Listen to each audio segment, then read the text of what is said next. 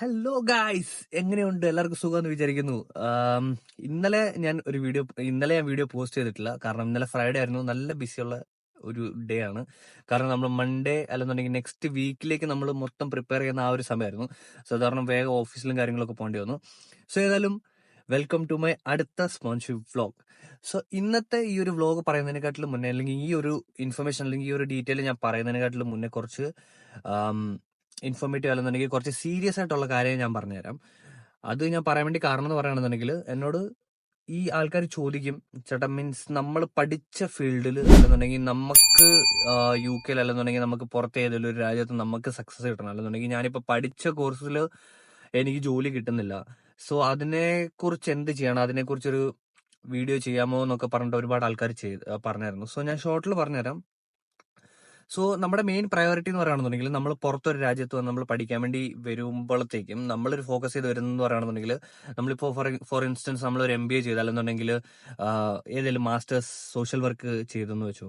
So നമ്മുടെ ഒരു main aim എന്ന് പറയുകയാണെന്നുണ്ടെങ്കിൽ നമുക്ക് അതിനകത്തൊരു നമുക്കൊരു ജോലി സെക്യൂർ ആവണമെന്നാണ്. പക്ഷെ ഇവിടുത്തെ മോസ്റ്റ് ഓഫ് ആൾക്കാർ ചെയ്യുന്നതെന്ന് പറയുകയാണെന്നുണ്ടെങ്കിൽ പൈസയുടെ പുറകിൽ ഓടും. ഒരിക്കലും ഓടരുതെന്ന് ഞാൻ പറയത്തില്ല. നമ്മുടെ മെയിൻ പ്രയോറിറ്റി അത് തന്നെയാണ്.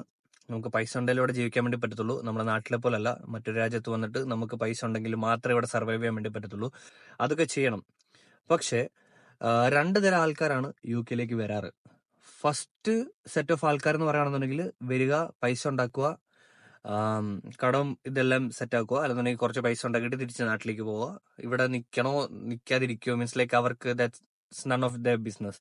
അവിടെ നിന്നില്ലെങ്കിലും കുഴപ്പമില്ല. സോ ഇതാണ് ഫസ്റ്റ് സെറ്റ് ഓഫ് ആൾക്കാർ. രണ്ടാമത്തേന്ന് പറയുകയാണെന്നുണ്ടെങ്കിൽ, ഒരു എയിം അല്ലെന്നുണ്ടെങ്കിൽ ഒരു ഫോക്കസ് വെച്ചിട്ട് ആ ഫോക്കസ് ബേസ്ഡ് ആയിട്ട് ഇങ്ങോട്ട് വരുന്ന ആൾക്കാരാണ്.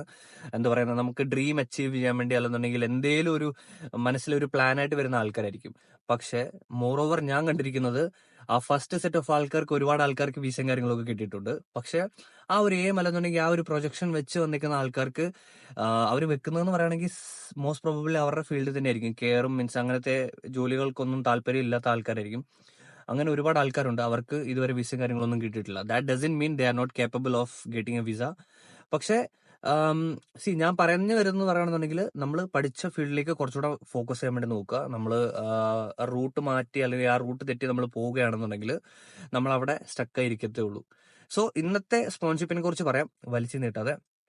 സോ ഇന്നത്തെ ഒരു ജോബ് റോൾ എന്ന് പറയുകയാണെന്നുണ്ടെങ്കിൽ, മോസ്റ്റ് ഓഫ് ദി ആൾക്കാർ എല്ലാവർക്കും മേ ബി സന്തോഷം തരുന്നല്ലെന്നുണ്ടെങ്കിൽ ഇൻട്രസ്റ്റ് തരുന്ന ഒരു ജോബ് റോൾ ആയിരിക്കും അത്. കൂടുതൽ വേറെ ഏതും ഫീൽഡിൽ എക്സ്പീരിയൻസും കാര്യങ്ങളൊന്നും ഇല്ലാത്തത്. ഇവിടെ യു കെയിൽ പെട്രോൾ സ്റ്റേഷൻസും കാര്യങ്ങളൊക്കെ ഉണ്ട്. പ്രീമിയർ, ലോണ്ടീസ്, പിന്നെ അങ്ങനത്തെ ഒരുപാട് പെട്രോൾ സ്റ്റേഷൻസ് ഉണ്ട്. എനിക്ക് എന്റെ പേര് ഓർമ്മ വരുന്നില്ല. ഞാനത് ഡിസ്ക്രിപ്ഷനിൽ ഇടാം, നിങ്ങൾക്ക് അവിടെ നിന്ന് വായിക്കാം. സോ ഈ ഒരു ജോബ് റോൾ എന്ന് പറയുകയാണെന്നുണ്ടെങ്കിൽ ഷോപ്പ് അസിസ്റ്റന്റിന്റെ ആണ്. അവര് ഒരു ഇന്ത്യൻസിന്റെ കട, അത് സ്കോട്ട്ലാൻഡില്. സോ അവര് സ്പോൺസർഷിപ്പ് തരാൻ വേണ്ടി റെഡിയാണ്. സോ അതിന്റെ ക്രൈറ്റീരിയ എന്ന് പറയുകയാണെന്നുണ്ടെങ്കിൽ ഗുഡ് കസ്റ്റമർ സർവീസ്, പിന്നെ ഷോപ്പിന്റെ ഷെൽഫും കാര്യങ്ങളെല്ലാം അടുക്കി പെറുക്കി വെക്കുക, പിന്നെ വരുന്ന കസ്റ്റമേഴ്സിനെ നല്ല രീതിയിൽ ഡീൽ ചെയ്യുക. സോ അങ്ങനത്തെ ബേസിക് റെസ്പോൺസിബിലിറ്റീസ് ആണ് അവരതിനകത്ത് പറഞ്ഞിരിക്കുന്നത്. സോ ഞാൻ ഏതായാലും കൂടുതൽ ഈ വീഡിയോ വലിച്ചിടുന്നില്ല. നിങ്ങൾക്ക് ഇതിന്റെ ഡീറ്റെയിൽ ആയിട്ട് ഇൻഫർമേഷൻ എന്തെങ്കിലും വേണമെന്നുണ്ടെങ്കിൽ നിങ്ങൾക്ക് കമന്റ് ചെയ്യാം. അല്ലെന്നുണ്ടെങ്കിൽ ഈ ഡിസ്ക്രിപ്ഷനിൽ പോയിട്ട് നിങ്ങൾക്ക് അവിടെ നിന്ന് ലിങ്ക് കോപ്പി ചെയ്യാം, നിങ്ങൾക്ക് അവിടെ നിന്ന് അപ്ലൈ ചെയ്യാം. അർജന്റ്ലി നീഡഡ് എന്ന് പറഞ്ഞിട്ട് ഒരു ടാഗ് ലൈൻ ഇട്ടിട്ടാണ് അവർ ഈ പോസ്റ്റ് ചെയ്തിരിക്കുന്നത്. സോ ഇത് ഏതായാലും കഴിഞ്ഞു പോകുന്നതിനെക്കാട്ടിലും മുന്നേ നിങ്ങൾ വേഗം അപ്ലൈ ചെയ്യാൻ വേണ്ടി നോക്കാം. സോ ഏതായാലും ഈ വീഡിയോ നിങ്ങൾക്ക് ഇഷ്ടപ്പെട്ടെന്ന് വിചാരിക്കുന്നു.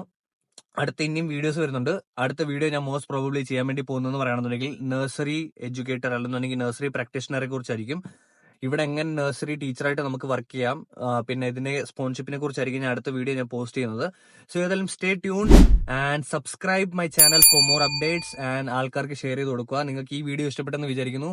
See you everyone in next video and by.